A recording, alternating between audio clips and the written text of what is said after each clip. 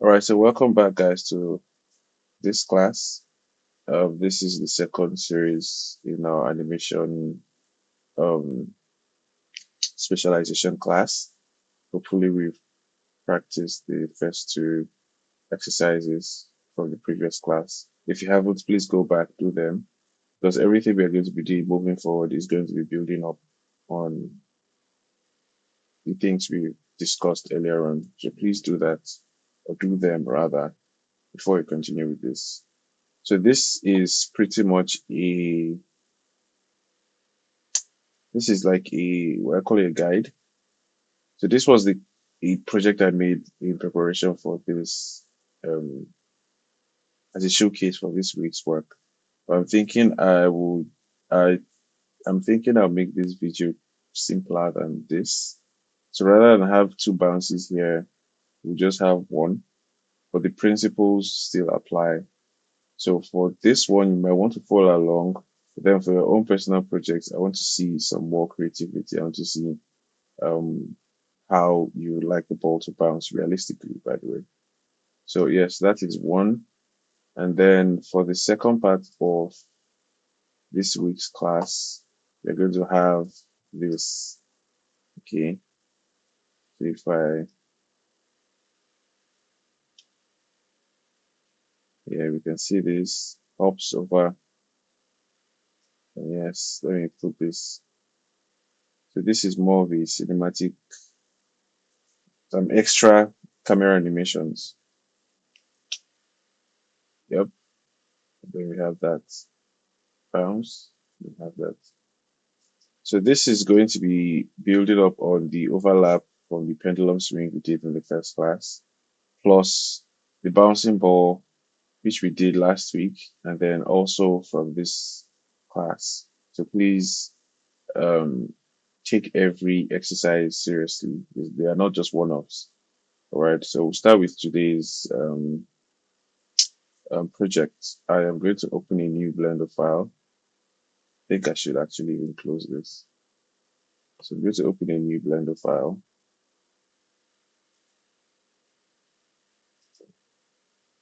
Open a new Blender file, and I think I want to delete everything. So I'll press A. Sorry, I'll undo this. Let me turn on my screencast keys. As you're aware, whatever I click shows up here. All right. So when I press A, X, delete, deleted everything in my scene. And now I'm going to append the ball rig.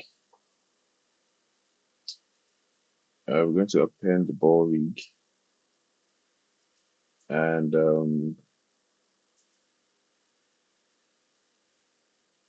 where are you? Sorry, give me a minute. Projects. I've been trying to, okay, append. So I'm going to append collection. We're going to append Yappy Ball Master Collection. Append. Um, this is pretty much what we did in the last class. So I'm going to skip through, not skip, I'm just going to quickly breeze through these things. I'll change here, change my viewport shading, change it to texture. Okay. And then what else? I want to hide this picture controller, so I'll untick it here. So that's the first thing we're going to do. One is my front view. My right view is 3. Okay. So what I want to do now is I'm going to come up here to collection, and I will make a new, I want to make the floor and then whatever the ball is going to hit. Okay.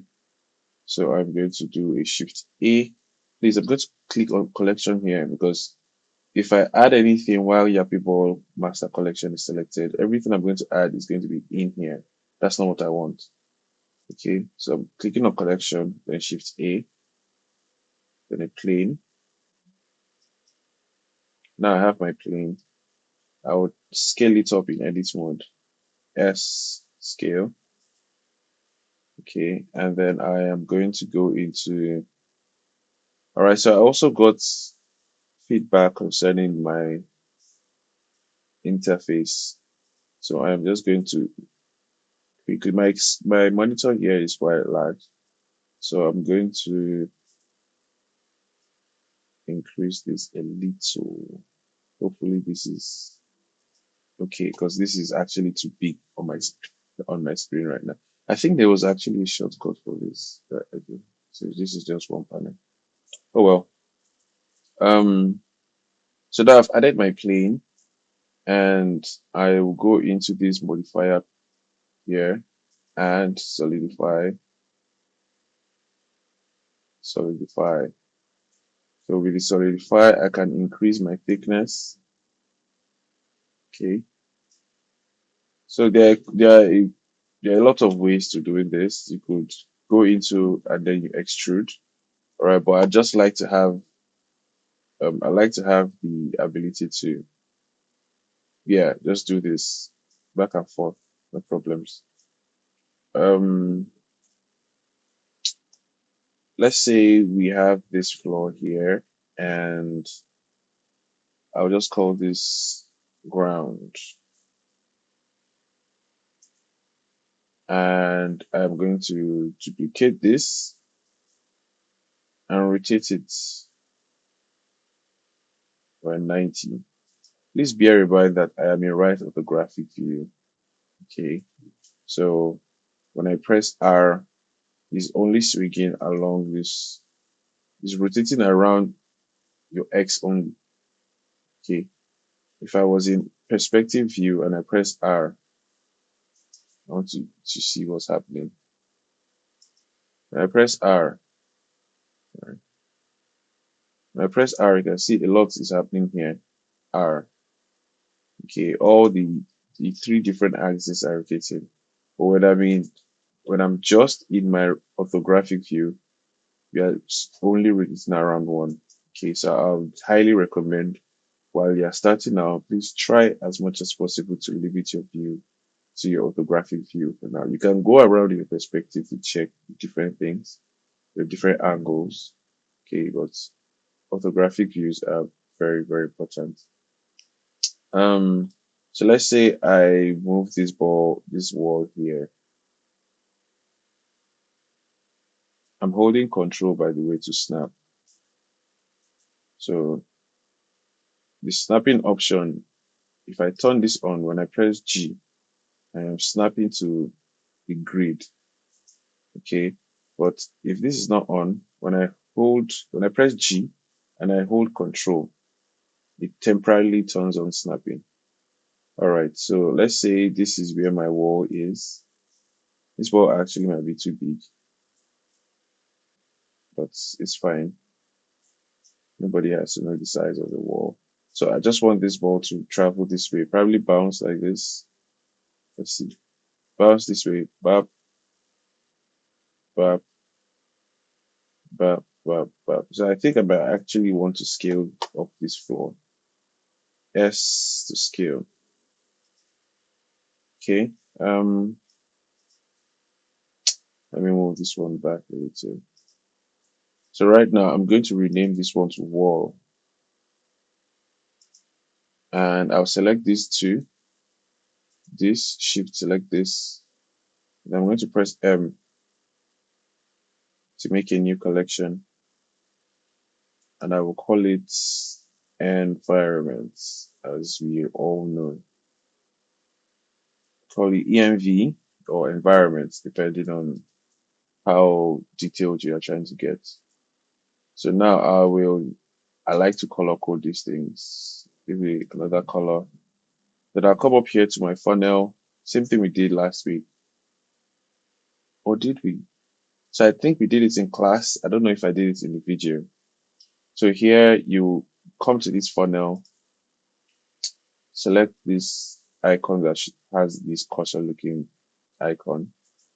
And then what this does is when I want to animate, and I'm animating this ball now, I'm sure you notice you can't click the actual ball mesh itself.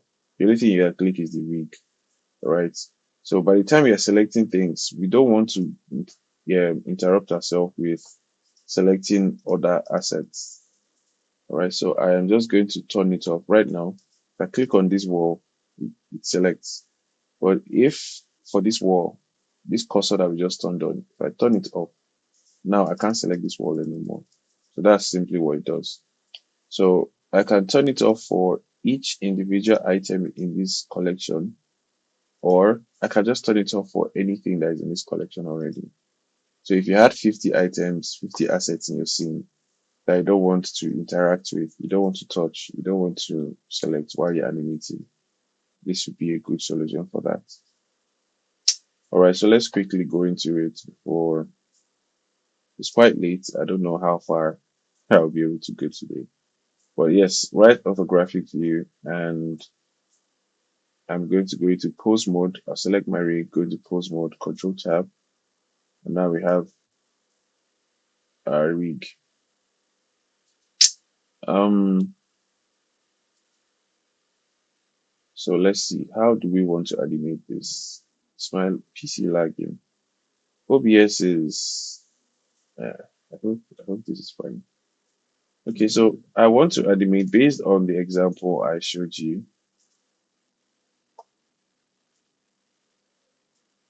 I want to animate this flying. The ball flies and hits the wall. So that's what we want to emulate.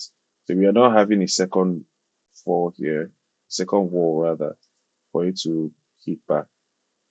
So we'll just have one wall and it's going to hit. Let's say this is our space. It's going to hit the wall and then bounce back and then roll. Okay, let me see if I can use the annotate. So essentially, we want to have something that looks like this. Sorry, this should be it. Okay, we want to have this,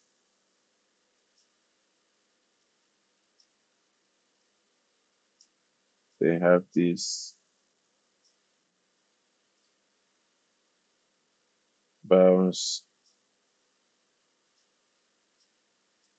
then bounce.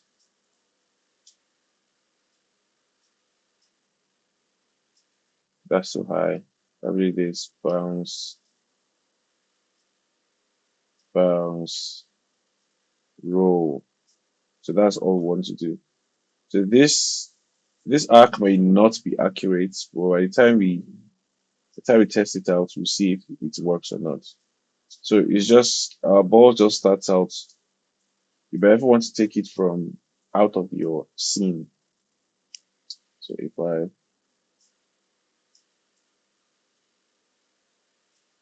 let's assume the ball is flying from outside our this not give it an arc. So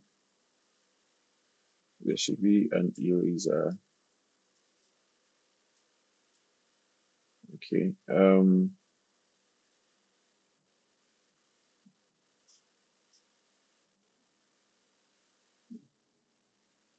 So it's currently reading. Hopefully that it doesn't mess up my audio, but we'll see. So this, let's say this is my arc. Obviously, there should be more oomph to it, but yeah, I am not best at drawing with my mouse. Um, so yes, we have our path that we want to animate this ball along. Okay, so something that looks like this.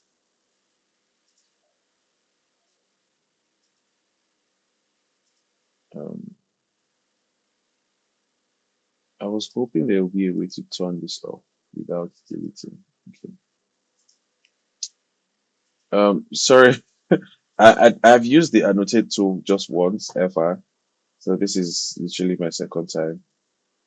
Um, all right.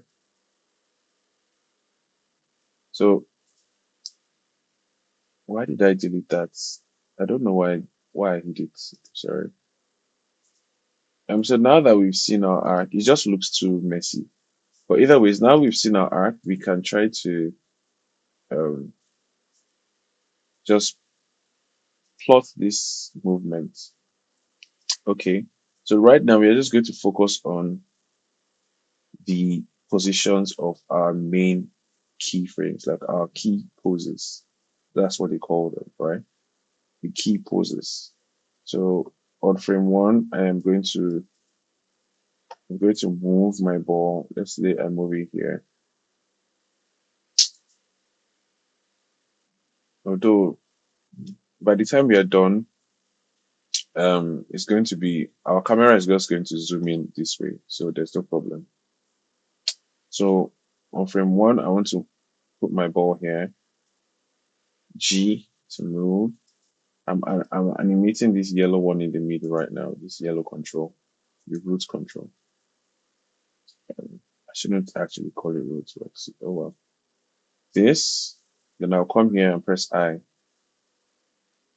set my keyframes. Okay, if you remember in the last slide, I said different versions of Blender have. So if I move this keyframe now and I press I, you notice that set for rotation and scale. Now, this is not inherently bad, but I would rather you guys, I would rather you know what channels you are animating on right now because it can get bulky fast. Okay, so please animate here or in time we'll discuss some other things. So let's say on frame one we are here, and then on frame we're just going to put our key positions first. One here, frame five, I'm going to move this ball here. Okay, here this way. I press I. You can see that. Let me move it this way. I. All right. So right now we have this,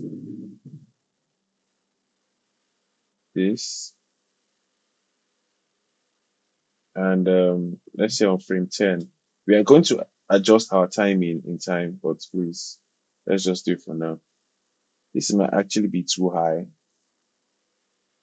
but let's see how it goes. So G to move it here.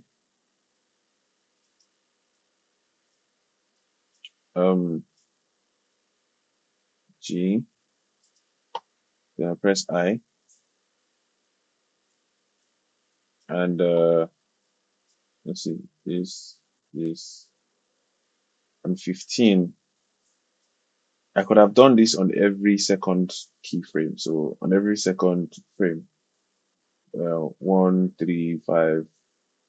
That's so on 15. Let's move it here. Or we could actually do the peak of the ball. So let's. Okay, I want to show you. There's a breakdown now for that. So I'm just going to press I. So we have 10, 15. Let's say on 20. We want this ball to be here. G, Y. If you notice, I'm not as I'm a little bit faster than the first class because I believe if you've done the first class, then this you understand exactly what I'm doing at this point. So once again, please go back to the first video if you've not done it yet. Do the exercises yourself before you come back to this, please. It will help you a lot. Okay, and then on 25, I'm just going to move it again, GY, and then I'll press I. And then on 30, I'll move it finally here. And then I press I. Okay. So what we have right now is this. Okay, this. So you'll notice this is where our timing, our knowledge of timing now comes in. So ideally, what we've done right now is called a blockout. Okay, it's called a blockout. But in between these poses here, we want to do one more thing. So I'm going to select where is my impact. This is my first impact on the floor. So on 10. Now, and then the next one is on 15. So I'm going to take I want to get this middle. I'm going to take everything and then move it by 5. Okay. Whether or not you move it by 5, even if you do 10 to 15, if you get this one here, let's just leave it like that. So on frame 10, this is our first impact. Our next impact is on 15. Next impact is on 20. Okay. So what I want to do is actually make my impact on my 20s, on my 10s. So I'll select everything we've done, move it. So now I have first impact on 10, second impact on 20. I'm going to select my next impact. I'm going to move it to 30, and then the next 40. Then I can even space out this entire one. This one that is on 40, I can move it to probably even 60. So let's play out our animation now. All right, it doesn't look. So I am using this method because it will be easy for you to see what I'm doing. Technically, you shouldn't do this. So how you go about that is in the last class, we talked about interpolation. So, or rather, in the class itself, we talked about interpolation. So you can see in between all these poses here, frame 1, frame 5, we set our key poses. Now, in between, the computer is calculating what is happening in between, whether or not it's accurate, right? The computer does not care. So right now we have our 5, one impact on the wall. Put our impact here. So all these places we didn't set our keyframe, the computer is actually the software rather is trying to calculate where is the best path to get to this position. All right. So interpolation is just basically the transition from one keyframe to the next keyframe. Is how the software transitions that. All right. So I said my first impact is on 10, next one is on 20. I'm going to come here and make my jump. But as I was saying earlier, that all of this, all of this should not happen um, in this transition mode, this interpolation. So there are different types of interpolation. I'm just going to play. You can see all of this here. So by default, Blender's interpolation is in Bezier, unless you've changed it. But the default interpolation is Bezier. Now, what is Bezier? If you check your graph, I open that by pressing Control Tab in my timeline. All right. So if you see this keyframe we set here, this is one keyframe on 10. Your keyframe has two handles. Right. What these handles do is it helps you either slow in or slow out the keyframes around it. So when you say easing in and ease out, this is the interpolation mode that you can ease in and ease out from in your Bezier. Okay, that's the default. Now, sorry, I left my timeline. So by default, you're in Bezier. There are two other types of interpolations that we have.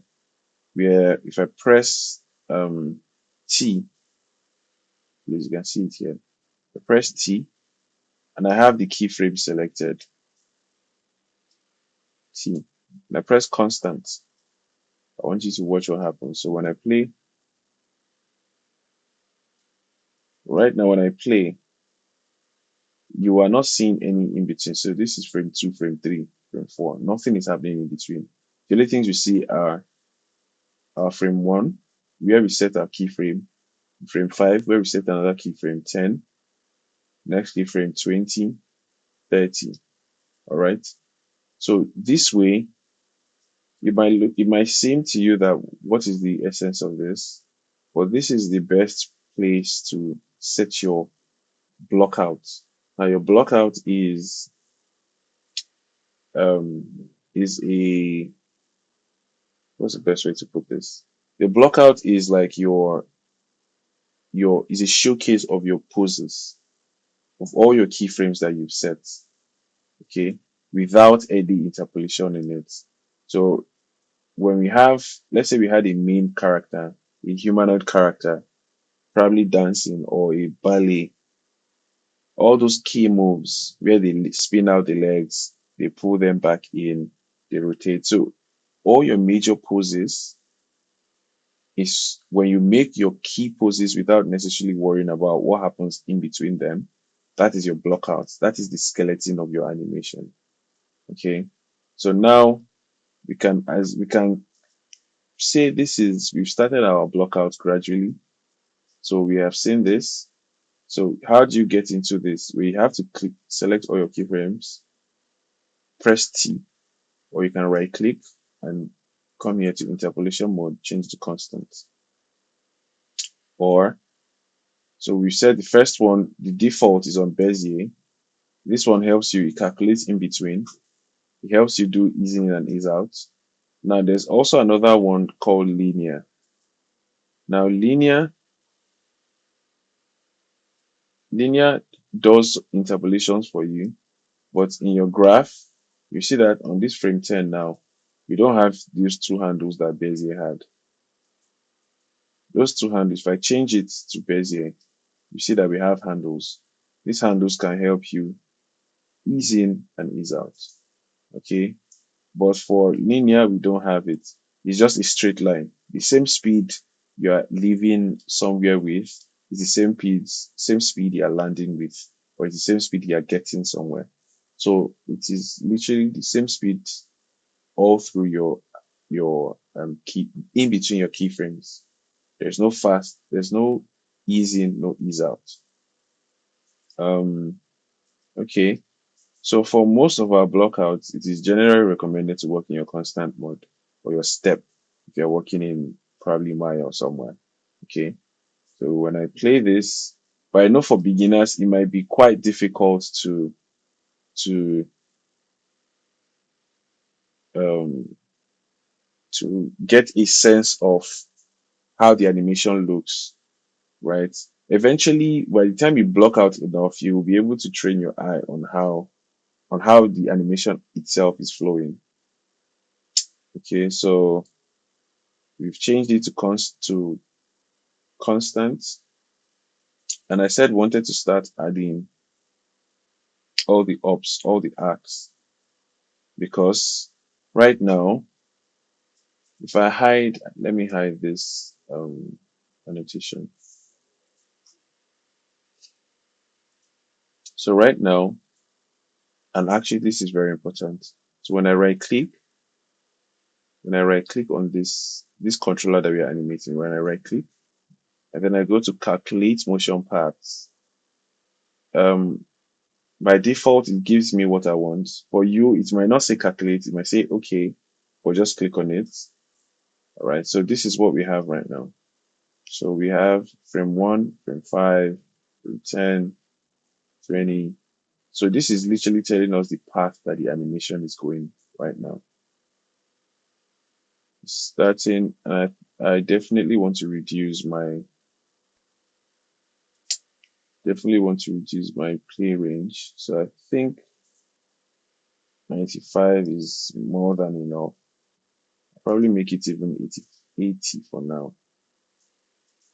Okay. So now play this. So please don't be worried about how this looks in the interim. Just know that there are steps to these things, steps. So when I play here, 5, 10, let's see what we can do. So we can see in between 1 and 5, this is a very large spacing. Spacing is incredible. So if you play it out, it's quite fast. And we want to start adding our arcs, remember. So if I turn on back my annotation, right,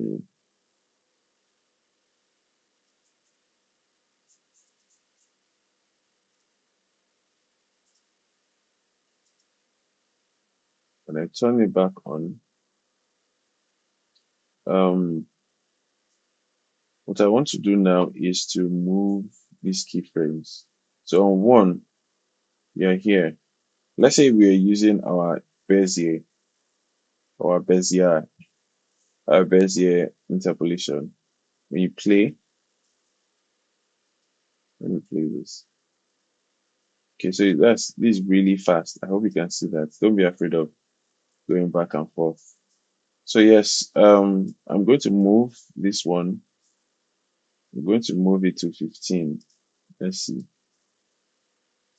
So when you do this, you need to update. Click on the first update here. Update. Um, so now in between these two poses, these two keyframes, keyframe 1 and keyframe 15, I want to do my in betweens. I want to do a breakdown rather. So you can use your should I say discretion, or you could just gauge it with your eyes. So right now we have frame 1 here, we have frame 15, the ball is in this place.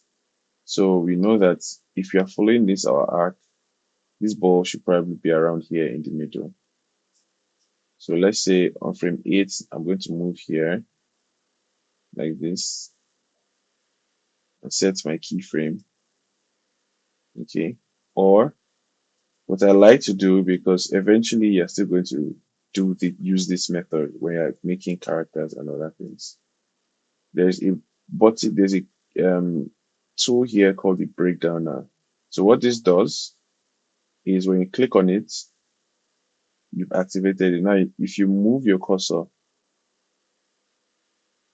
yeah, up here, you can see that up here, you can see there's a slider that is showing 100%. If I move to the previous keyframe, it's showing 0 up here. I want you to look at it. If I move to the previous keyframe, showing 0. If I move to the next keyframe, showing 100. So this is what you use to either favor one pose over the next one, or drag one pose. All right. So this is in time you understand what I mean. But right now, when I press this tool is activated, if I click and I drag either to the left or to the right, we are going from this pose or to this pose. But I never actually use this. So there's a shortcut for it. So when I press Shift E, I can either move to the left or move to the right. That's fine. So Shift E by default puts you on 50%. When I click, left click, I'm done. Then I'm going to move up GZ. I'm going to make my keyframe I. And then, like I said, you want to right click and update path. So now you see that we have this arc. Oh, well, it's closer to an arc than the previous straight line. So we have this. Okay. I hope the annotation is not um it's not disturbing that much. I don't even know why you can't put in. Let me see. Okay. So yes, we have frame 1, now frame 8, 15, bounce.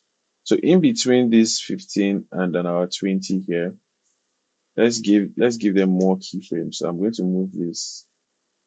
Please, all of these keyframes are not set in stone, so we are going to play them out and see how they work together.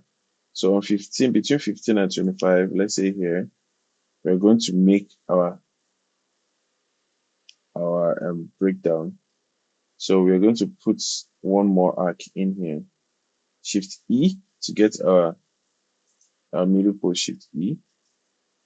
Then we know that we want to push it out a little. Then I'm going to make my keyframes I. When I right click, I can update my motion paths. I may want to even bring this out a little bit more. And this, then press I, and then update. So bounce, bounce, and bounce.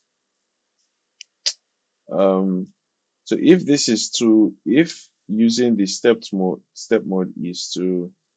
is overwhelming for you, um, you can try to use the Bezier because obviously you'll be able to see what is going on better. But what I would recommend is to use your step, and then if you want to check how the animation is flowing, you can go into spline and you can go into Bezier, right, and check out how the timing works, and then go back to your step so that you can start getting familiar with how the block works.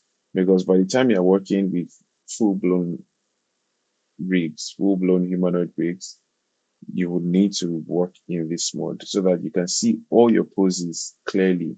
By the time you have a neck rotating, a body bending, fingers turning, right? All those little things. If the computer is interpolating for you, it's going to be very easy to miss things that you could have easily fixed. Okay, so that is why I'm trying to introduce this now, because we could easily have said, oh, you don't need to use step blocking in our ball, but very important. So here in between this bounce and this bounce here, between 5 and 35, let's say I do my Shift E again. So this is definitely a middle now, and then I'm going to bring it up GZ, make my keyframe I, and then I right click, update. So let's see what we have. Bounce. So we are gradually starting to have a bounce. So let's go to 40, 35, 40. We're going to do the same thing. Shift E, left click, and then GZ. We need to press I. We're going to update. So now we have this.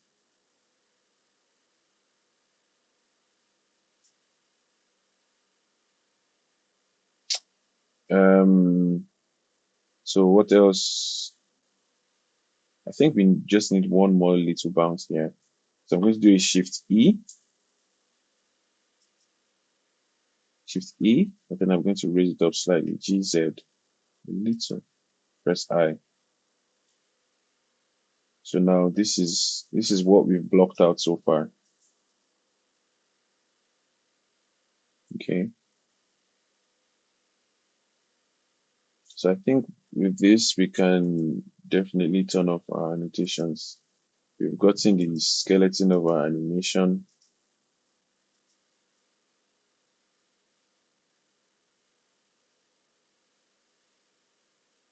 So I think this is rotate. Okay, so we left this one for our rotation here. It's going to just roll to the end. All right. So like I said, if this is confusing for you, you can select everything A, T, and then change it to Bezier. So now, um, since we've changed it to Bezier, if you right click now and you update your path, you see we have some sort of arc. Okay, okay, but this is definitely not what we want. So let's just check, is the timing okay? Um,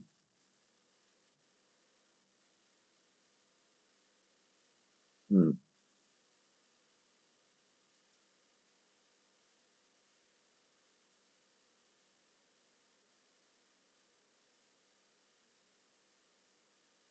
So I mean, a couple of things, but those might be nitpicking. So let's not, you don't need to worry about the impact right now. You just want to worry about is the timing of there's a rhythm to it. Bum, bum, bum, bum, bum. Let me see.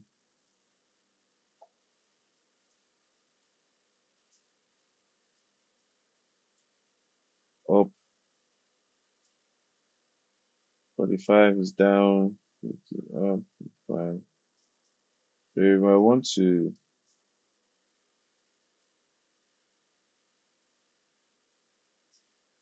if I want to actually give them more time to roll, first of all, so I believe it's on 85. So I move this to 19.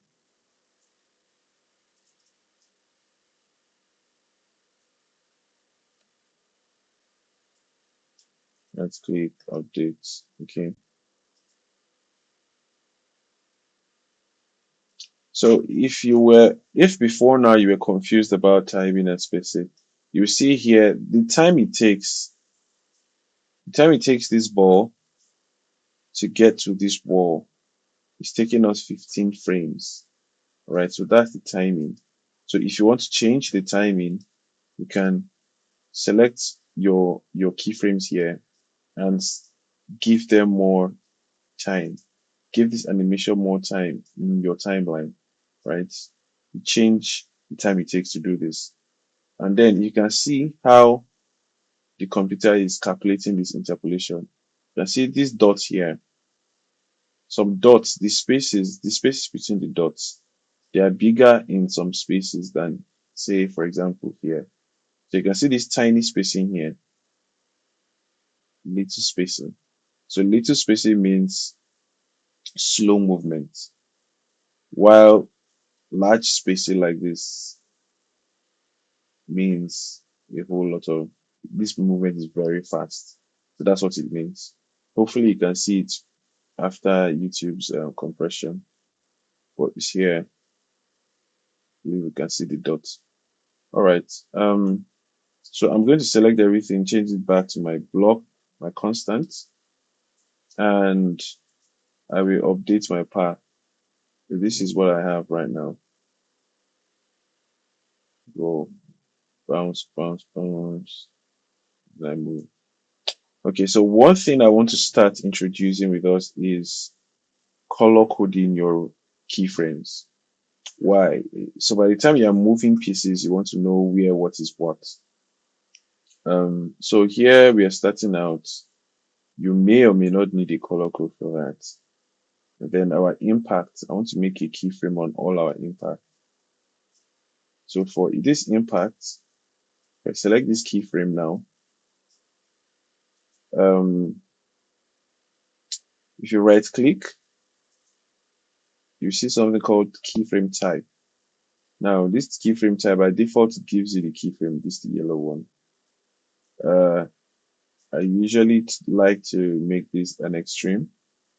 So all these keyframes have different all these names have different meanings. So an extreme, a moving hold, a breakdown, right? They have meanings, but generally we just use them to color code our keyframes. So that now we see that there's a pink looking keyframe here. Now we know where this ball is hitting this. Okay, so now we know where this ball is hitting this wall. And let's go to our next impact, maybe 25. I'll select this one and do the same thing. Right click, come here, extreme. 35, right click, extreme, 55, right click, extreme, 55, right click, extreme. So we have a lot of, let's just do it for this first one, right click, extreme. So we have this with colors on them. So let's see what other color we can add for all these, because all these are still major points in our arcs. Okay, like these are major breakdowns. If I select this one, right click, what other color? Maybe I want to give them the actual breakdown color, either this or a jitter. I'll give them blue. So I have this 8, 10. So for all these in betweens here, this one in between the extremes, I'm going to give them the breakdown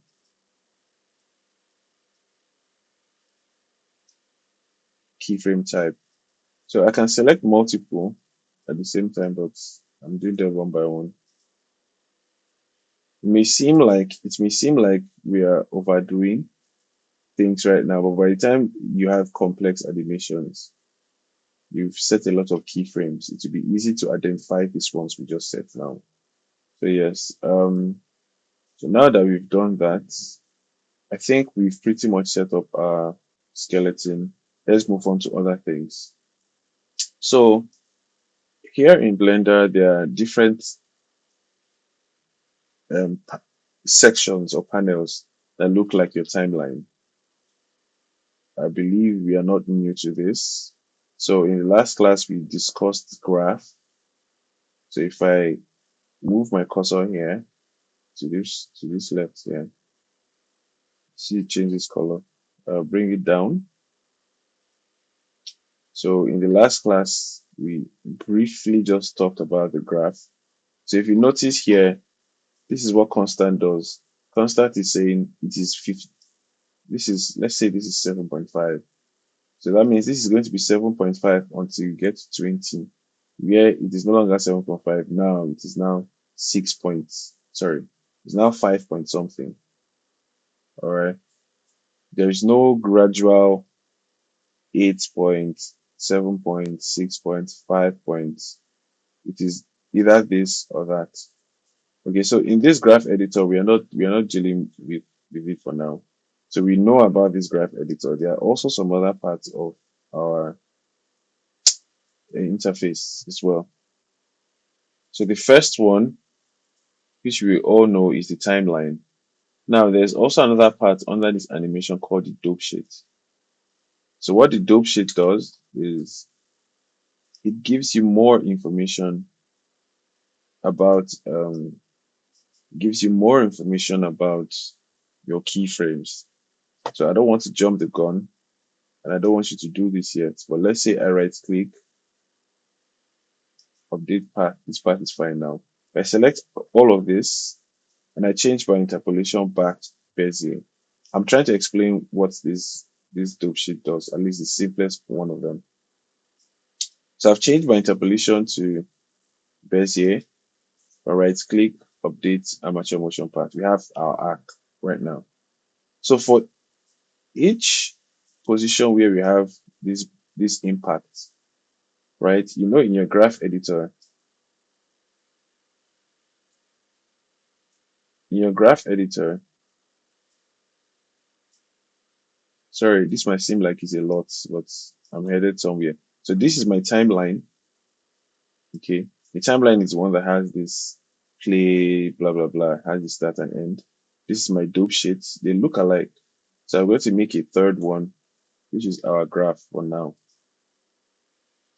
All right. And we are moving in the Y direction. This is Y. Um, so I want to make it sharp. You can see it's easy in here. If I scale it up, it's going to do a lot of weighting here. And the ball is not conscious. The ball doesn't know it's going to hit something. So what we want to do is make sure that as soon as this ball is, I mean, we did it in last class, as soon as this ball is hitting the wall, it's bouncing away. So we have this. All right. Let me undo that. By default, this is the easing we have here. So if we want to fix this, we can scale it in. Then we have this bounce. See, this is a more realistic bounce. All right. So this is usually my cheat when working on animations like this. Well, it's not a secret actually. So you can see here in my timeline, my keyframe is diamond shaped. That's my frame 15, the diamond shaped. Here in my dope sheet is circular. So all of these keyframes right now are circular. If I changed this keyframe on 15, if I select 15 and then I change this handle type, and I said this is a handle, right? I said if I select this keyframe on 15, that's where this ball is here. And I press V, or if I right click and I come here to handle type and I change it to vector. I want you to watch what happens to this graph here. That curve. When I right click, handle type vector, guys, what it did? It gave us this V shape. So it looked like it squashed it, but it just allowed these handles to move independently of each other. So now when I play one, we still have that bounce now. And then also this dope shit, this keyframe is now showing a square instead of, if I undo, instead of this circle. But then this square now, nothing has changed in our timeline. All right. So this dope sheet gives us more information about what happens here in the timeline. That's literally all I'm trying to say. There are some extra other things that the dope sheet can do, like changing values directly in here rather than doing it in your graph node. But that's for later. So I'm going to undo this. Going to undo this. So the reason why we came into this dope sheet is because I want to introduce another section called the action editor. So now I'm going to go into dope sheets, action editor. I'm click on dope sheet here, action editor. Um, so on this dope sheet, or rather this action editor now, we have the ability to give our animation, to give our rig or armature different animations. So in this Blender file, we can have ball bouncing to the wall. We can also have a second animation, ball flying up in the air. We could have an animation of ball rolling. Okay, several animations in this file. Uh, okay, for example, I actually planned on showing you this earlier. It just got lost on me. So here, this is the animation for this project. So it bounces and bounces, right?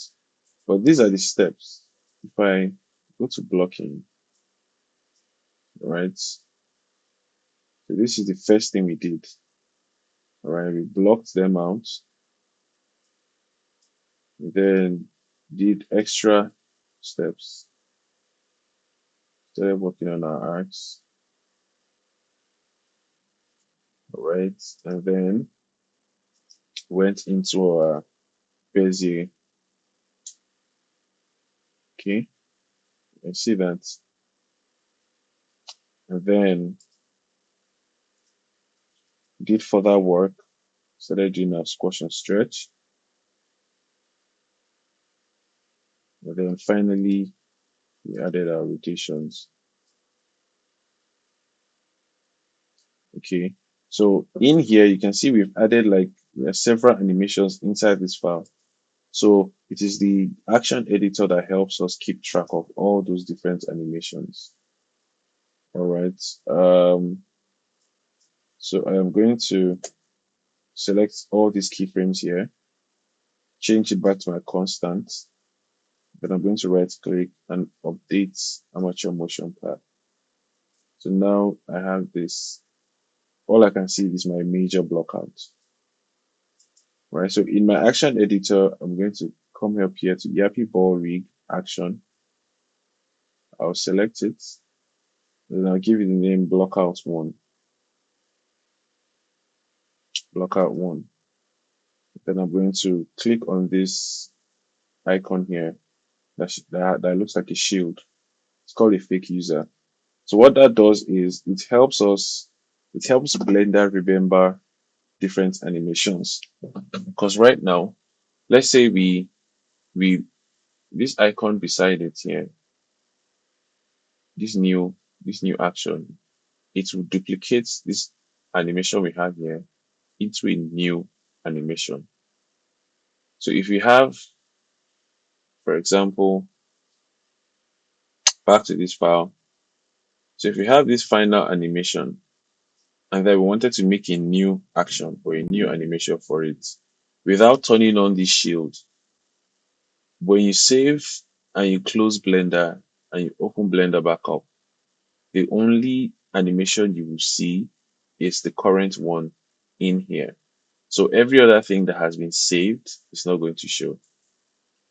If this fake user is not turned on, Blender needs to assume that, oh yes, somebody is still using this animation. That is what we are doing here. Okay, so back to our file, we have a blockout, and then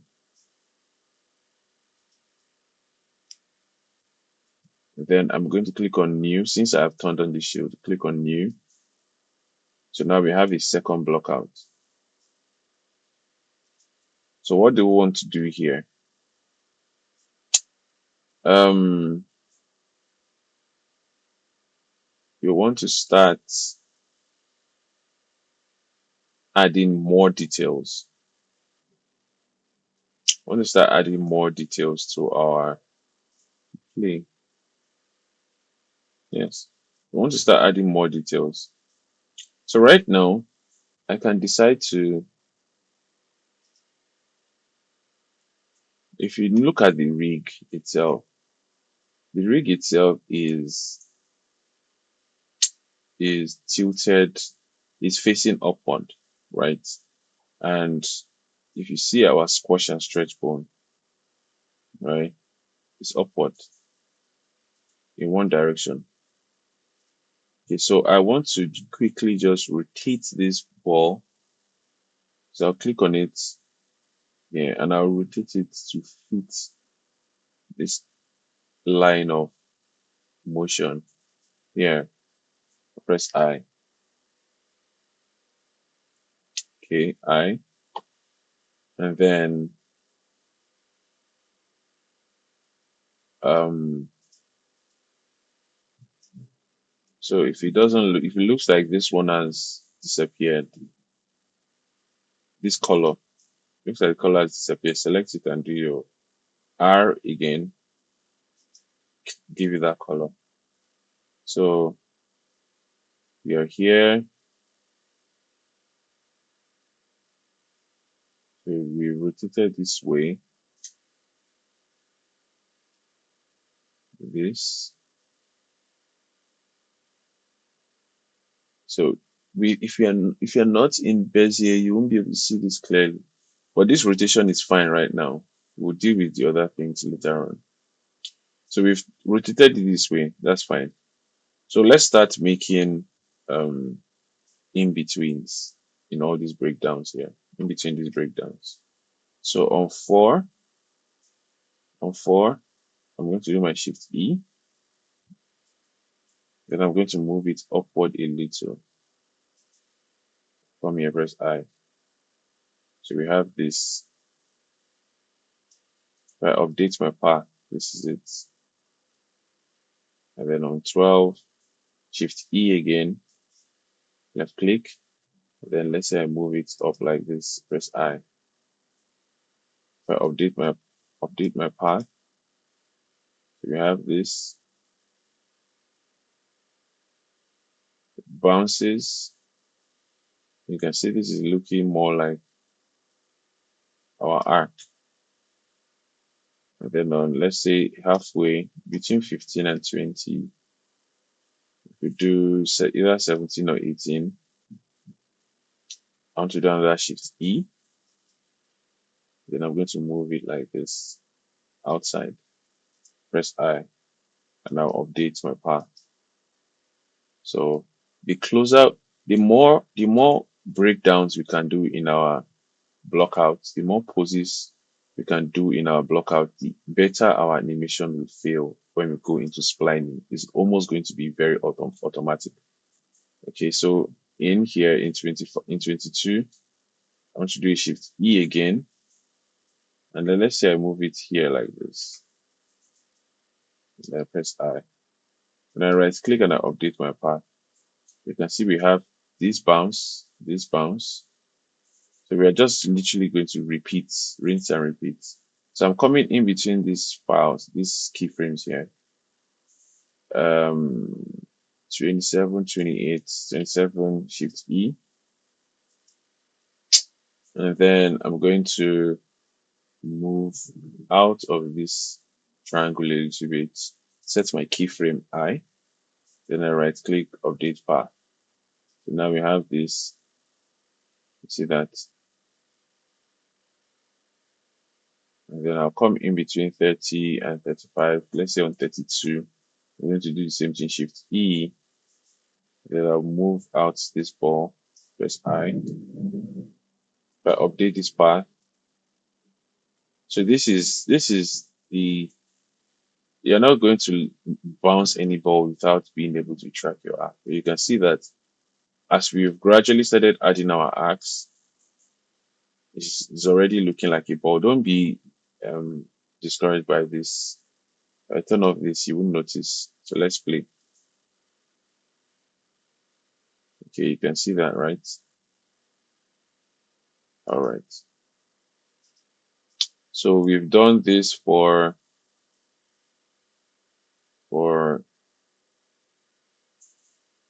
this bounce 35. So let's do it in between here. 37. I'll do my same shift E. Then I'll move it up like this and out. Press I. Right click, update. In time, you will know that this is a long approach of setting your keyframes, but please, I'm trying to get us to make as little errors as possible in this stage. I think this arc may be a little too much. I think I may need to raise 40 up a little bit.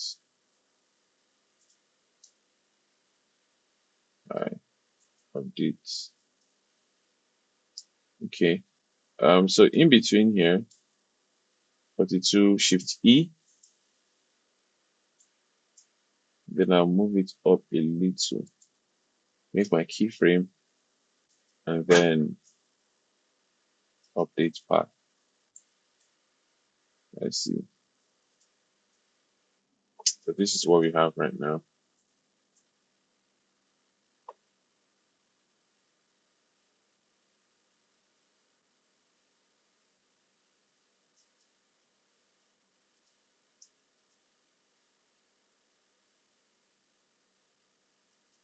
So think this,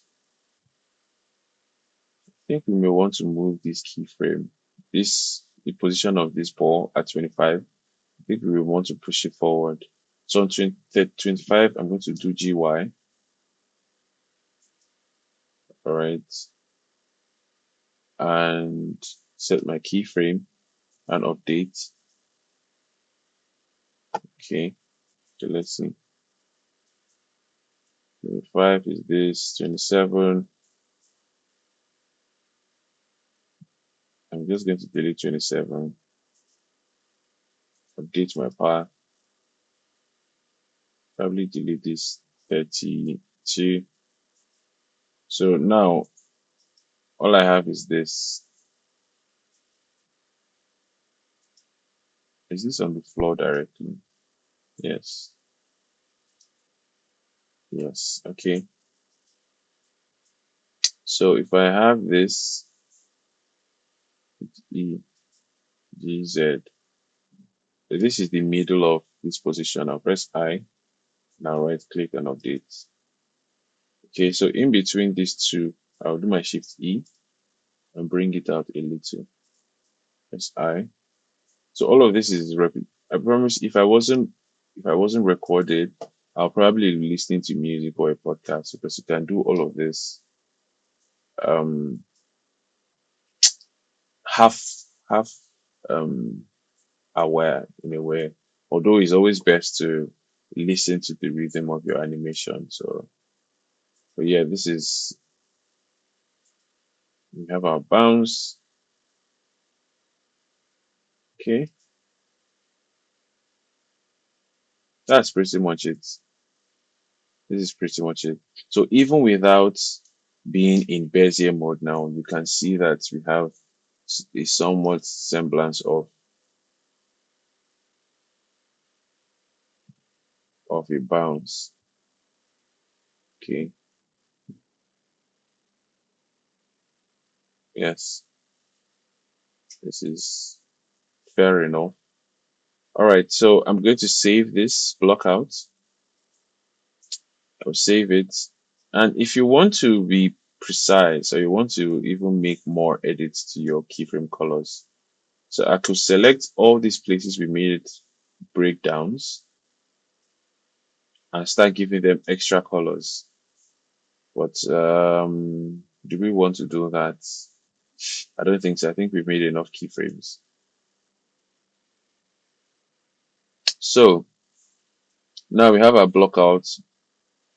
We can check what have we done differently. So on block out one, if I update my path, this is what we had in our block out one. Okay. And then in this block out two, let me I'll select this.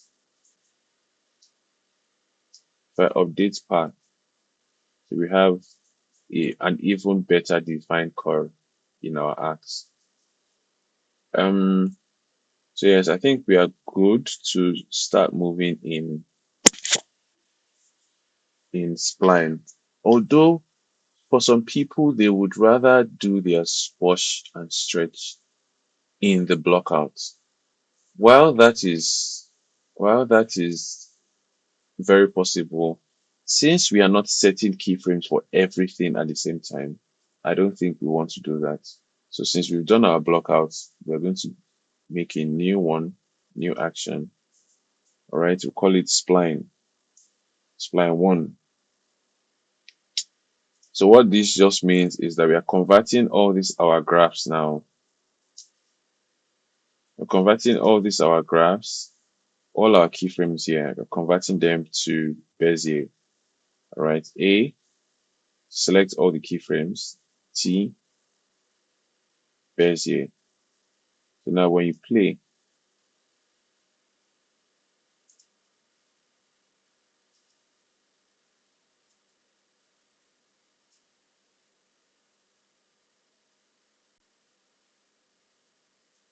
so let's see. Easily, one of the first things we can do, one of the first things, like I mentioned on frame, where's our new impact? 15, right? On 15, you always just want to come here, select your keyframe on 15, press V, vector, okay. They want to come into everywhere we have an impact, V, vector, impact, V, vector, impact, V, vector, okay. Is there an impact here? Oh, there was a tiny bounce here. We missed it. A tiny bounce. Yeah. This is fine. V vector. So if you update this path now, right click update. You see there's more definition.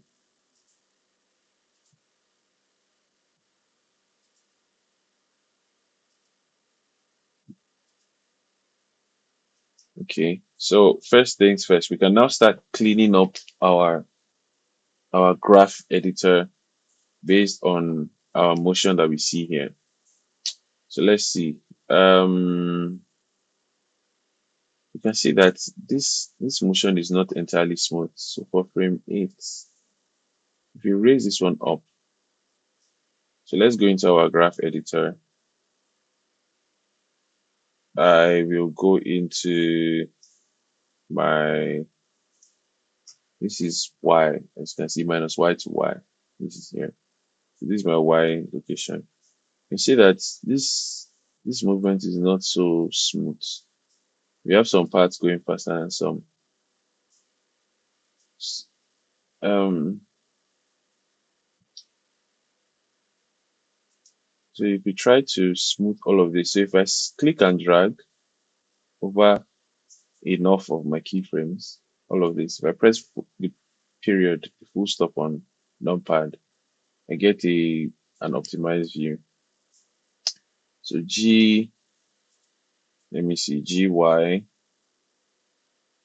So let me update this path now. Let's see. This may not be what we want. So I'll undo this. Let me see. Updates. Okay, so I think I want more up, not even left to right. So up is my Z. You can see I'm hiding everything except those axes.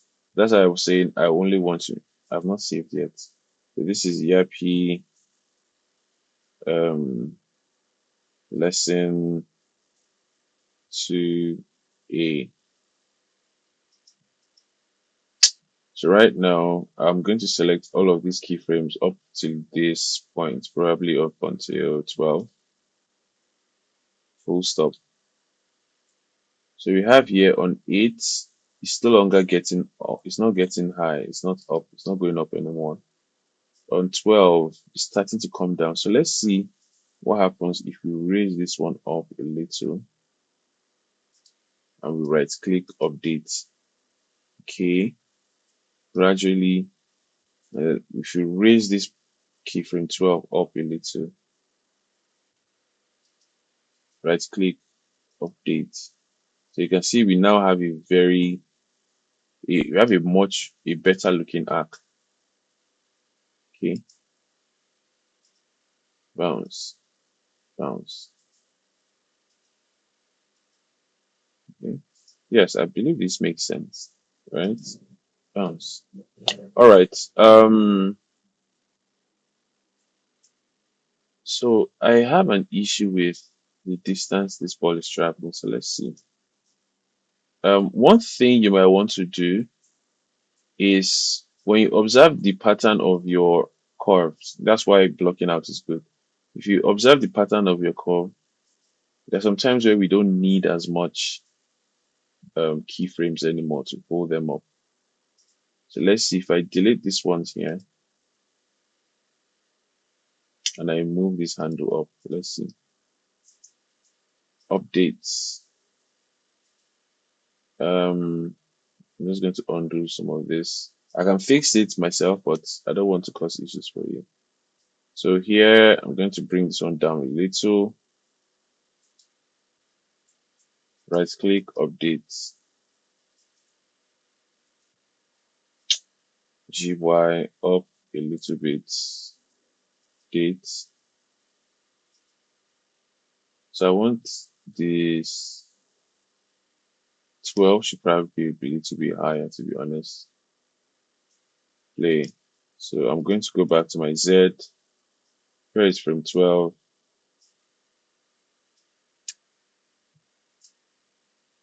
This is from 12. So I'm going to come up GY a little. Right click, update. Okay. So we've done this arc now. So anytime I adjust 12, I think I still need to adjust 8 as well. GY. I want to see the arc. I want it to be pronounced. All right, right click, update. So if you notice, I've stopped pressing I here because anything you do in your time in your graph editor is affecting your, as long as it's a keyframe, right? It's affecting the keyframe directly. So this bounce, let's see, we have a real impact bounce. Yeah, so let's assume we are done with that one for now. Let's start fixing this curve here. Um, this is our y-axis. All right, so I'm going to go into my y. Let me look at what this curve is telling me here, because that is essentially what spline is.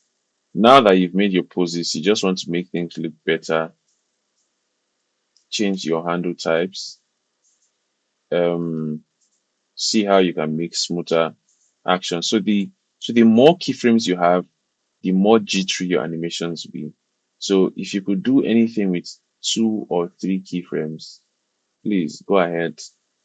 All right. So the blockouts is just to make sure you have an idea of how the graphs are traveling before you make further changes. So on 20 and 20, let's say this is fine. First of all, let us adjust our Z axis. So you keep going back and forth from these different channels. This is our first impact on the wall. This is our next impact on the floor.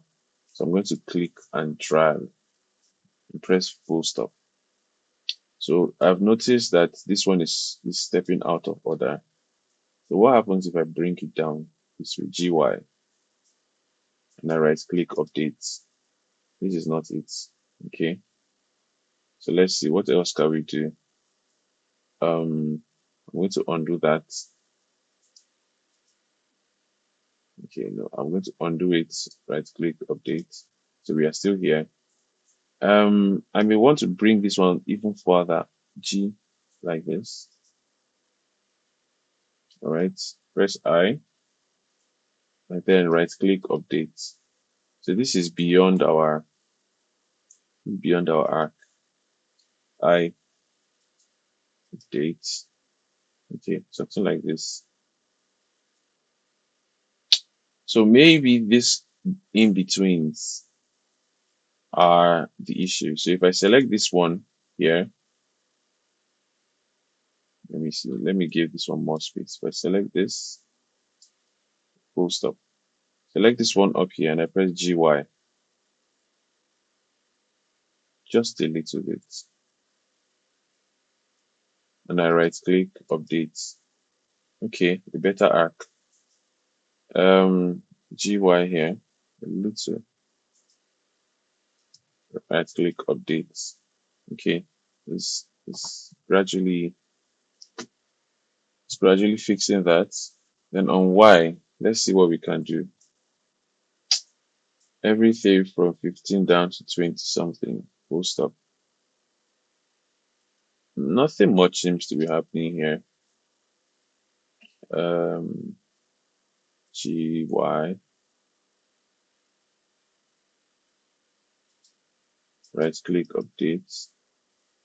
So I don't think there's anything much. Yes, so let's play it from the very first. We have this.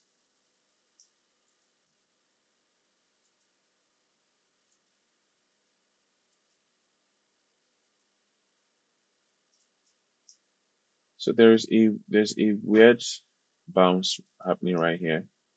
I don't think the ball should travel this much.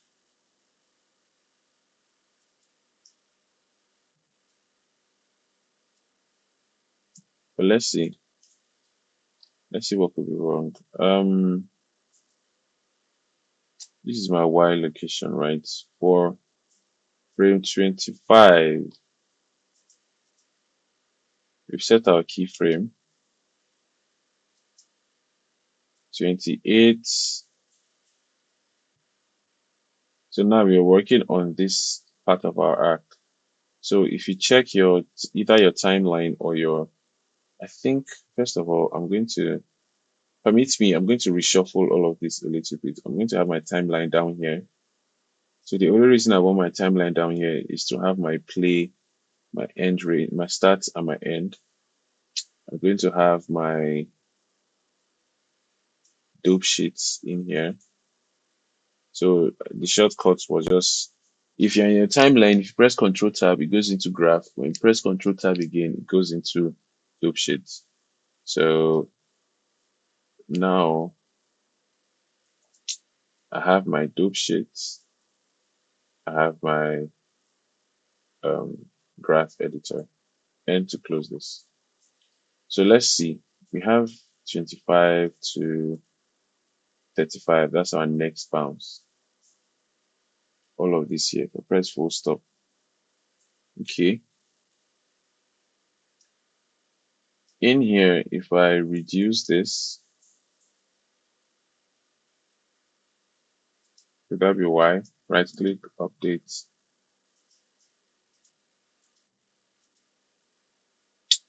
So if this was a ball that had a mind of its own, you would understand it could why it could decide to do that.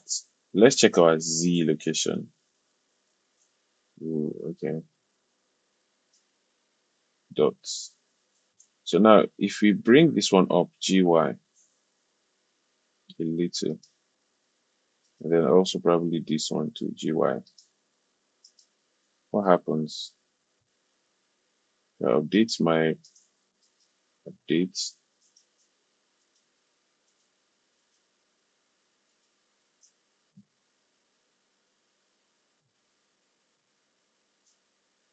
Um,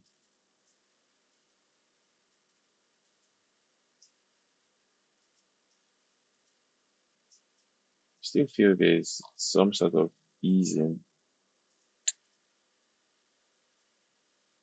Um,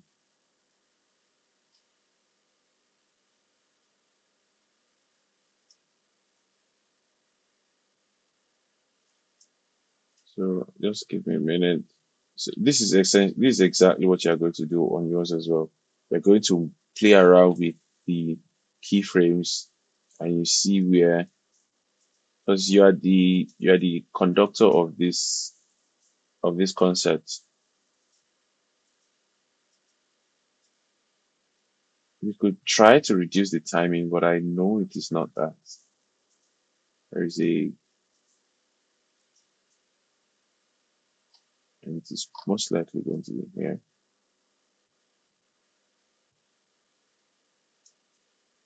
Mm, I could be the only one seeing it though. So that's why it's always good to have second eyes. Oh, I see. So I think the distance traveled,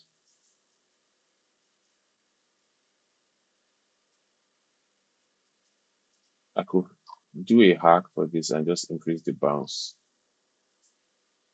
Let's see how if that fixes it. But I think generally the distance traveled here is too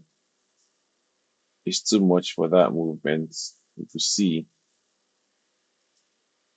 and I click updates, then I bring these ones down a little bit GY.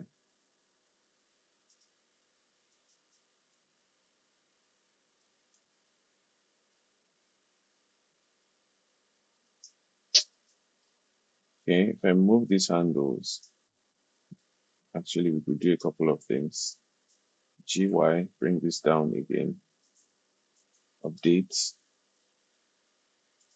This, like I said in the just a couple of minutes ago, if you could do something with less keyframes, then it's better to get away with that. So I'll select this keyframe here, delete, select this keyframe here, delete. So those are our holding. All right, click update, play, bounce. All right. So I think that has fixed most of the issues, but it was not serious. It was just me nitpicking. But bounce,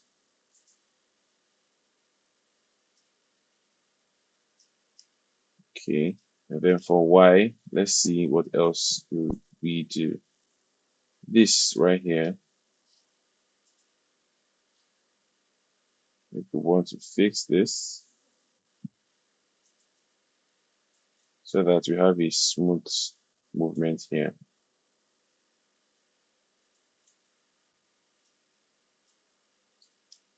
I want to select more things so that it's not going to. Okay. We have on frame 25. That's our impact. Yes. This is why we color coded them. And we are using our dope sheet. So we know definitely that yes, this is our impact 25. Y. Let's say here on 28, we want to do another GY and then GY here. Right click, update. So I think this has offset our 22.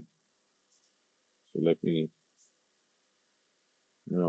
bring this down a little. Update. Actually, I think I need to bring this down a whole lot. Okay.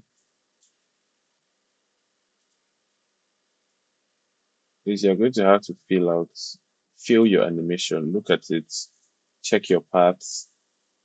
Is it doing what you want? Is it moving how a realistic ball will move? Or I don't know how long this video's been playing for. Um, what is the way to know?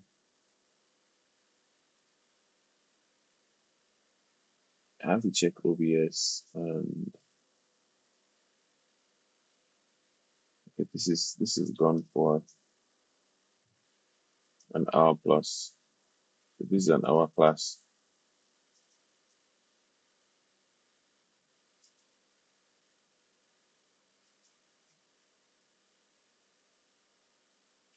Okay. Um, so the same thing we did here is what I'm going to do.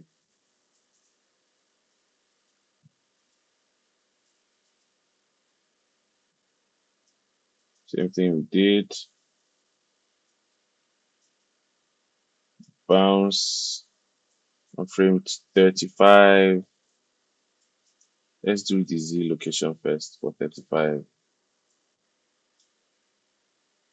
So this is 35. Bouncing, getting the peak at 40, and then it's landing on this. So let's say this should be the height. 40 should be the height. G. Let me update this path.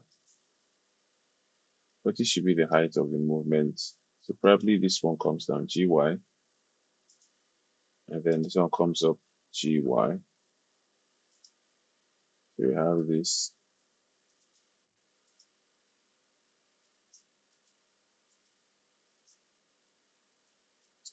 Okay. All right. Another thing we might want to do is to select. So we know that this bounce here is 25. Okay, and then here is 31. And we want to reduce the number of frames that it gets to the top here. 25 to 28. I want to reduce all of this. So I'll select everything behind this like this, and then move it one frame closer.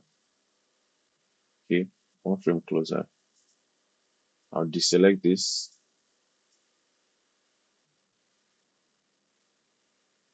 So I have one frame in between. No, I don't want to do that. 2, 1 here. Okay, yeah, so that is fine. That's fine. I move everything one frame closer. So I have this. Now I want to move all of this one frame closer. Okay. Um, then for these smaller bounces, we're going to do the same thing. So we have a lot of space in between I right click update, so we have 38 here is the peak. So it's getting from this bounce to 38. I want to undo that and move some keyframes ahead. So I'm literally just pushing some keyframes front. I'll update my path. So if I, okay. So the timing in fact was what was wrong. Bounce.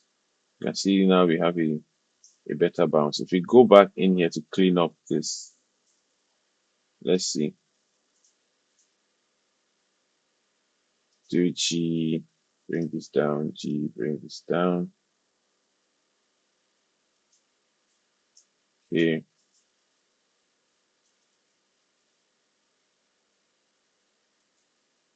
So sorry that this class is getting quite long. This is a very complex animation. Yeah, not really. But for animators, for beginners, I understand that this may be quite complex. Bounce, bounce, and that.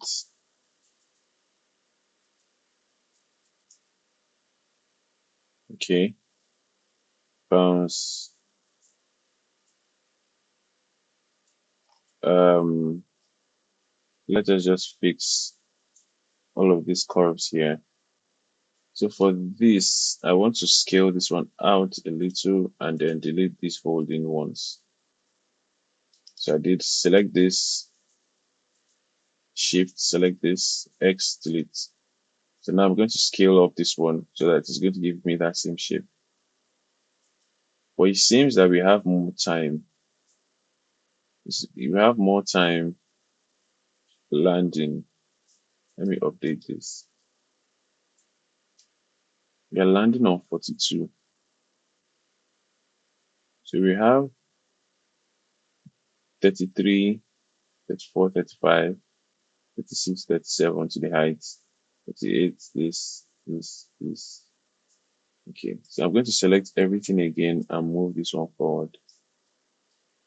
G, so that we have an equal time going up and down. I don't want to add personality to this ball. The ball does not have character. All right. So we have this now. So bounce, bounce, bounce. Let's see. In here, this is the final bounce, I believe. Let's see if we added. Okay, yes, we did. 46 is the peak. So what I'm going to do is I'm going to select all of this and move my keyframes G twice. I'm going to do from 41 to 44 now will be my peak. So that is sorry, 1, 2, 3 frames, then 1, 2, 3 frames. This is where I want the end to be. It could actually even be faster, but this is fine. So if I play my animation now, bounce, bounce, bounce. Okay, so let me just work on this little arc here. Okay, so yes, this is pretty much fixed. Let's see if Y. So there was a lot of things going on here, but I don't think it is a major issue. I think it's mostly due to our vector. For this one, since we are not making any impact on our y-axis, for this vector here, I'm going to change it back to autoclavity or automatic. Okay, and then GY to smoothen it. Right click, update. So here as well. Sorry, OBS is tweaking. Let's see. What can I? So the easiest way would be just to delete some of these keyframes, since they are literally following, but I don't want to do that. I don't want to do that. They are holding some position. So yes, this is our first spline. You can see this took us a considerable amount of time. Um, so we can definitely try to fix this frame 12 because this arc is given, we want it this way. So we can push this one up a little bit on our frame 12. Let's go to our Y. Let's see what is happening here on frame 12. On frame 12, if I move up, what's happening? There, updates. Okay, let me move up again. GY, and I update. Okay, so I think this is better for me. What is going on? I think I'll just close this.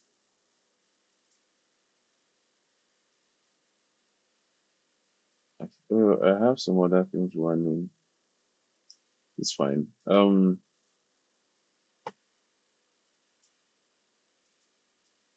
Bounce. Okay, bounce.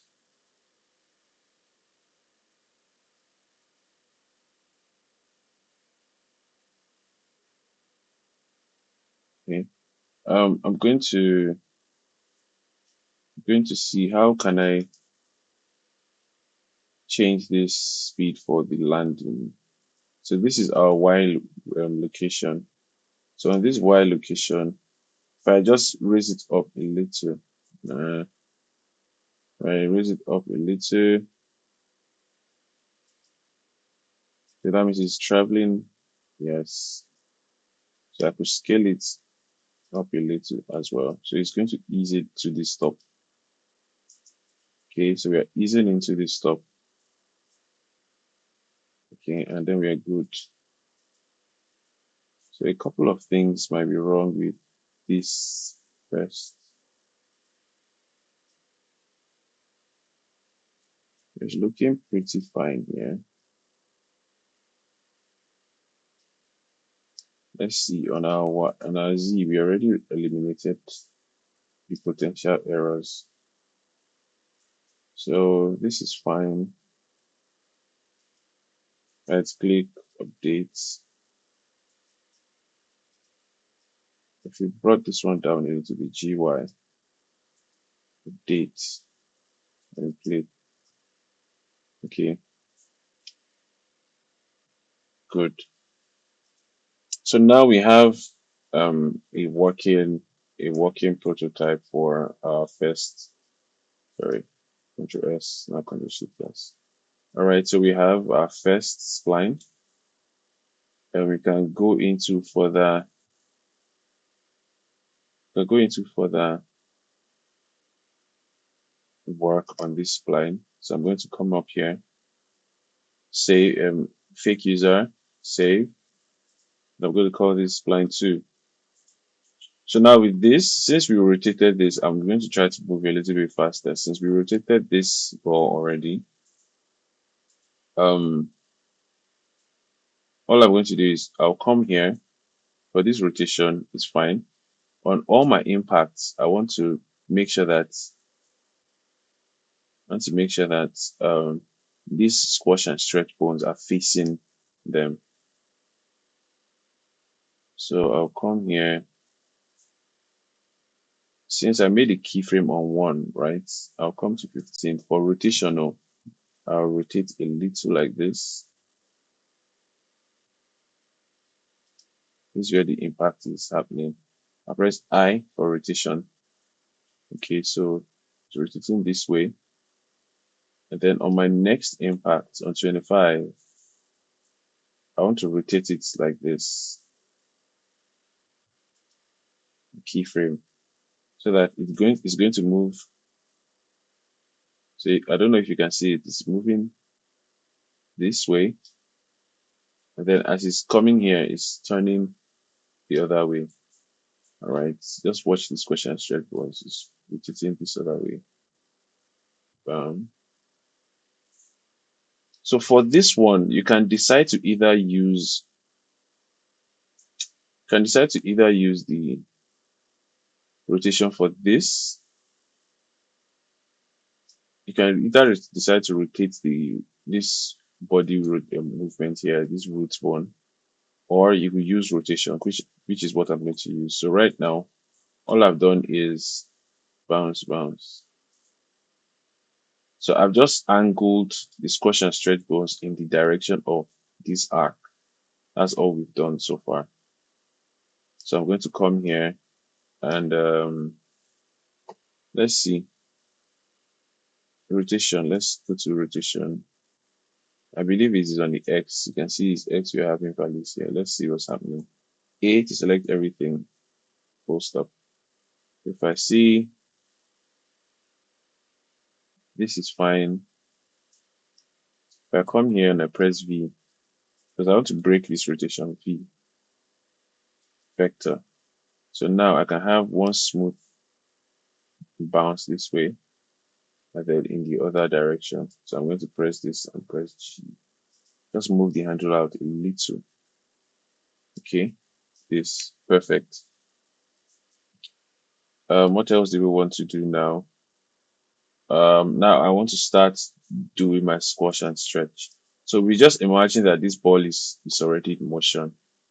Okay, this ball is already in motion, and I'm going to press I.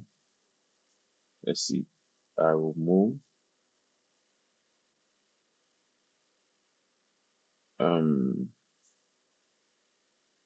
so this is quite tricky because if we knew where the peak of the movement was, like where it is losing momentum, but we don't know that just yet.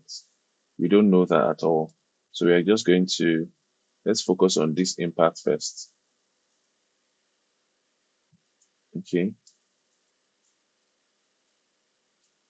Frame 1, 15, press I. Okay. And then on frame 20, should I press I now or should I give us some time? I should do it all at once. Um, 15 keyframe, 25 keyframe. Let's just make keyframes on all the impact positions. 33, I believe. Yeah. I. I. What is the next one? 41. I. So I hope you know that in all these places we are going to squash, but it's fine. 47. I. Okay. So these are the positions we have. And then we are going to do the same thing for this ones, for this other end. So do we need this for now? Let's see. So if I have this first one and let's say on frame, let's say I have nothing, no stretch going on right now. Then I want to start stretching here. I'm going to stretch. So this is the frame just before 14. This is one thing I like to do. This frame before 14, I will stretch this in the direction of this ball, of where it's supposed to touch. Okay. And then I'll press I. So now it's going to look like this. Stretch. Then I'm going to squash it here. Okay, so I'm not using any squash here since in the opposite direction, this is the one that is going to stretch. So now I've done this. Watch, we are stretching. Ideally, we can even do stretching all through, but I don't want the ball to lose its shape, right? So we have that little stretch. The little stretch you have is going a long way. Stretch, you've not even squashed at all. But because of the stretch, this original position this original position is looking like a squash in itself. So we've stretched. This is very good. And now, um, now you may want to, on frame 16, I may still want to put, since we've already set this keyframe, I'm not doing any squash here. So on frame 16, I might still want to bring this position to where it is leaving, right? Set the keyframe I, and then let's say here, halfway into the jump, I reset the movement of G, I, okay. So we're not going to worry about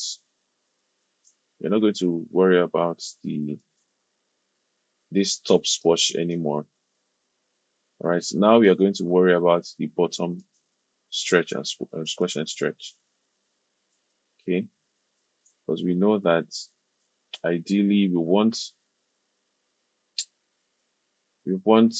so this is our movement here. This is our peak, I believe. Okay, 15 rather.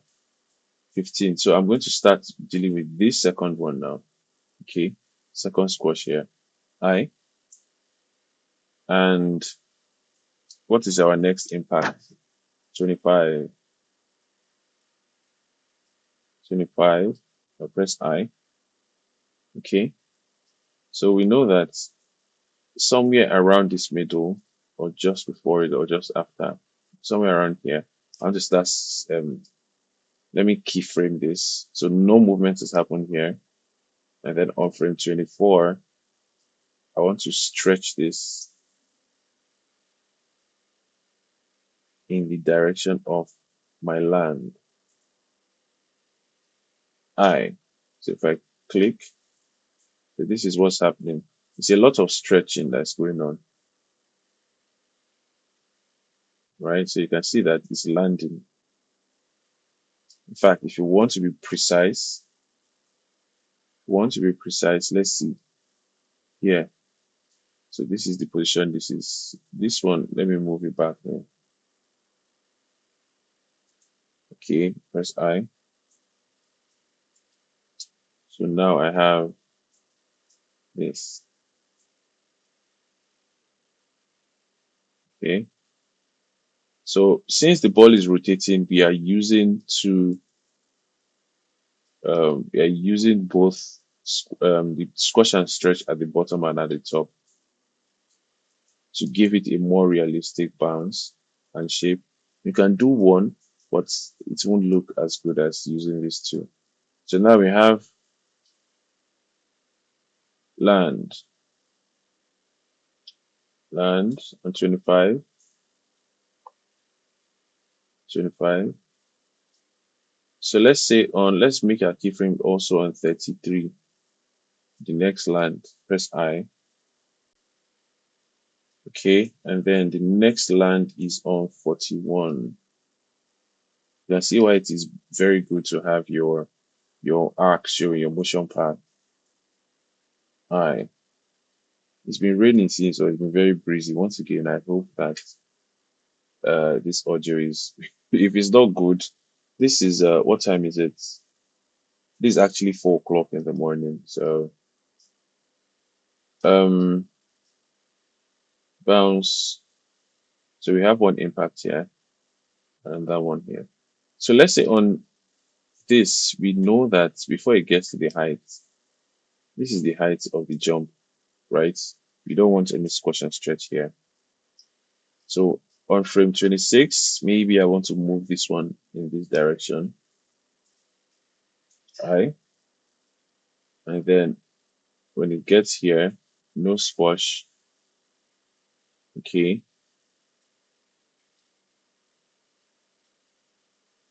And then since there's no squash here, when it gets to 32, I want to move this in this direction like this. I set my keyframe I. So this is what we have. So if you want to be precise, if you come here, oh, this is not bad. 33, 32. If you want to actually make it touch, I don't want it to stretch as much. That's the thing. If you want to do the up stretch, you want to use the up question stretch, please feel free to do that. But I think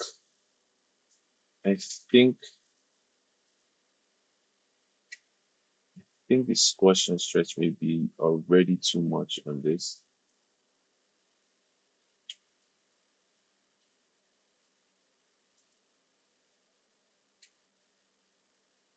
Let's see. Well, it's not that much actually. Um, this,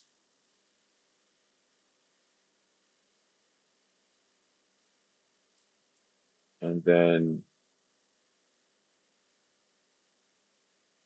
I don't want to start any squash here. Or G, or G to reset my movement. I, some bounce.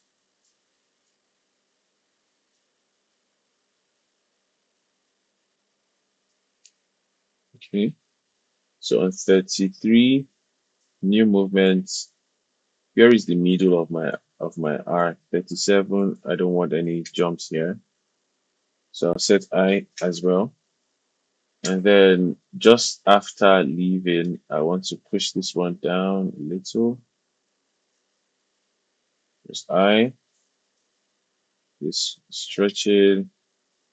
And then I may want to even get into my original position before my the height of my jump. I press I. So we have this. And then I'll press I here to reset my movement as well. And then just before my land, I'm going to stretch in the direction of my a little. Press I. So we have this. Okay, so I don't think I want to add any squash and stretch at this one, at this bottom, this last arc. So please give me a minute.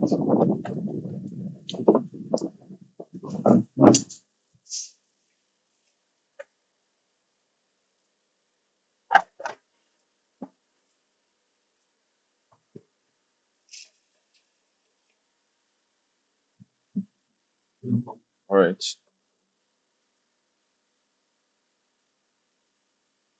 bounce. So it's safe to say that we're pretty much done with a large chunk of this animation. So the final one, I'm going to save this, and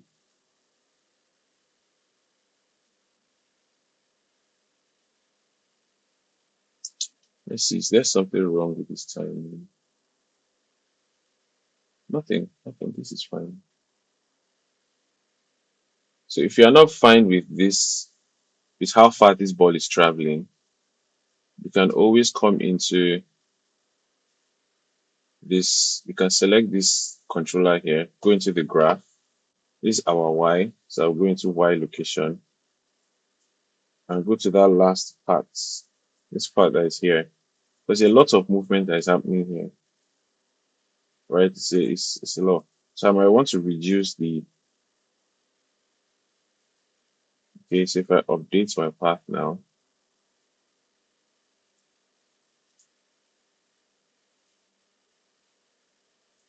or you may want to even move this out as well. Let me update this part. So play. So what's happening? Let me,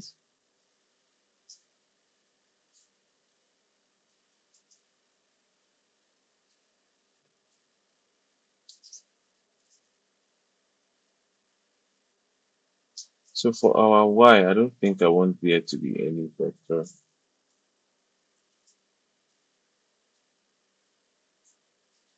Okay, so that was probably, what was it? Yes. So the Z can have a, that's Still traveling too much. I don't want that this much.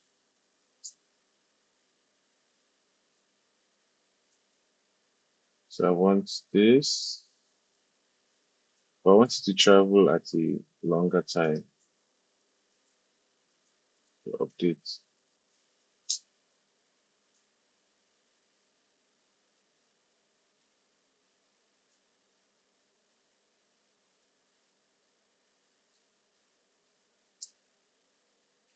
Okay.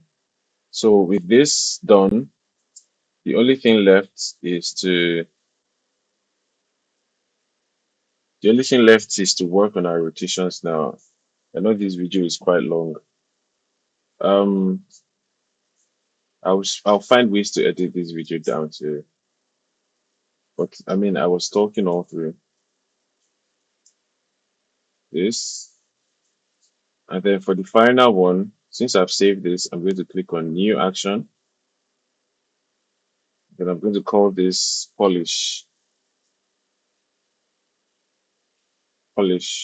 Since we are pretty much done with this, what else do we want to do?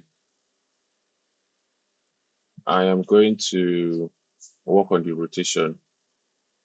Okay, so let's see. Do I want to rotate this? Maybe just a little. If I press I, and then on 15, I rotate a little. I. So now we're going to have just very subtle rotation like this. And then on 25,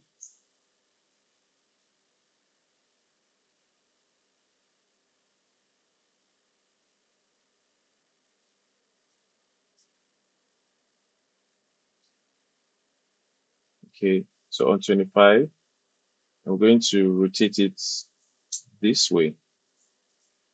I press I. So what is happening is it's rotating like this and then hitting and rotating this way. We have this.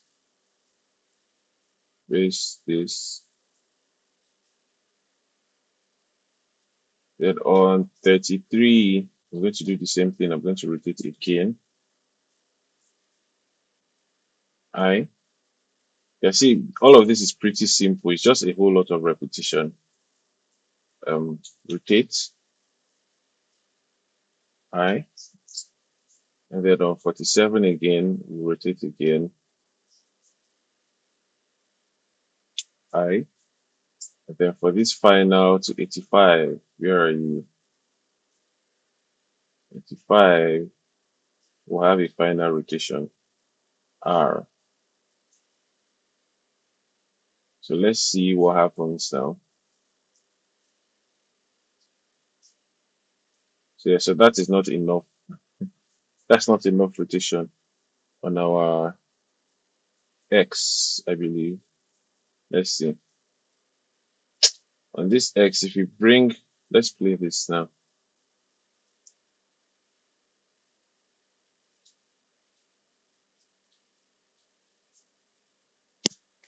So in fact, let's say I want to bring this one down. I want it to create distance, GY, right? I want it to create distance actually. Updates, all right.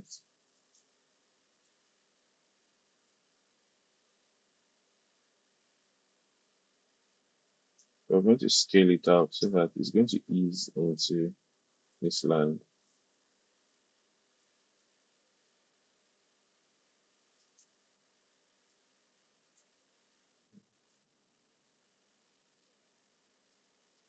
I'm giving it enough time.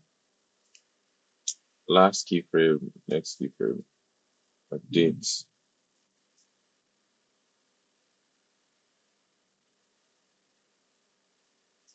All right, so now let's go back to our rotation. A full stop. So now for this, if I bring this down, G, Y, you see we are adjusting the rotation. Um, so there is actually a math for this.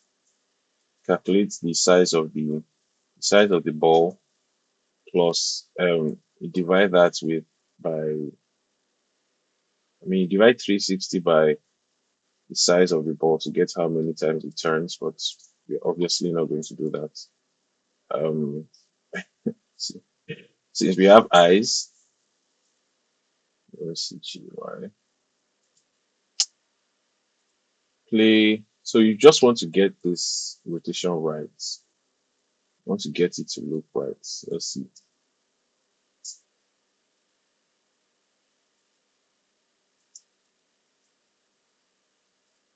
So one thing we might want to do is for every land, we might want to break tangent. So just V vector so that we have controls over each row, right? V, okay, so that for each row we have a,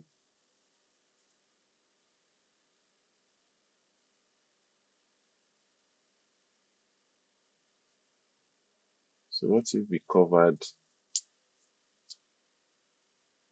less Y in more time? So this is my solution to that issue. A dot, what if we covered less in more time? G X. Okay, so let me just do this from here. G X. Yeah, we also carry. Let me increase my play range now.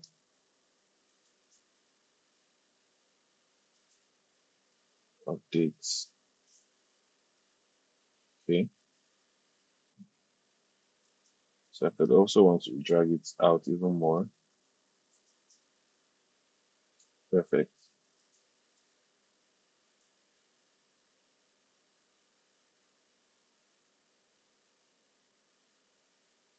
Okay. The reason why it feels like that is because our rotation has been, this one has moved from this to 95. So let's change our rotation to also to 95. Let's see. So yes, now all we need to do is to get the exact value or something close to the shape we want. Okay, so there's still a lot of, oh, for this, we want to ease into it. Since this one, the position is also easing into. So we want to ease into, let's see, maybe scale this up a little.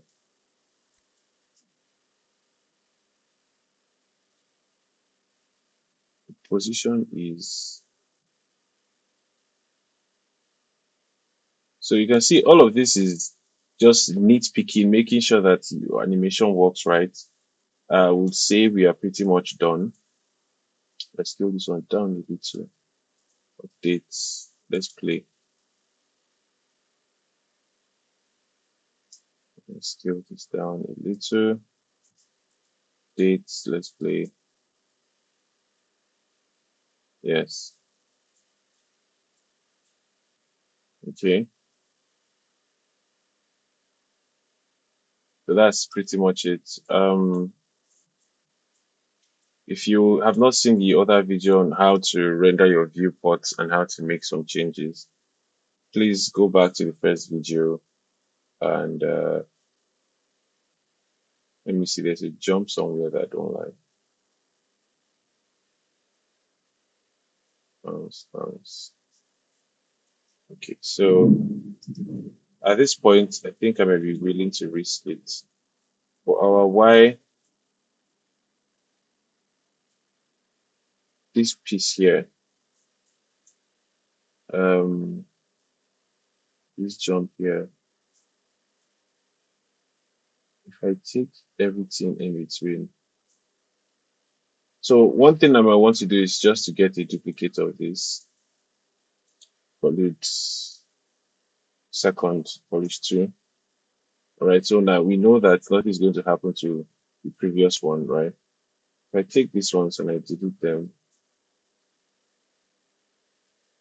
right? Let's see. Let's see the result of deleting some of these extra keyframes. Yeah, complete.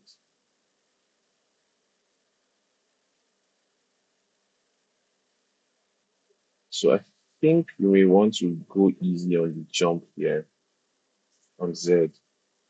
I don't want it this GY. I don't want, let me move this one in and move this one in G. So right click update.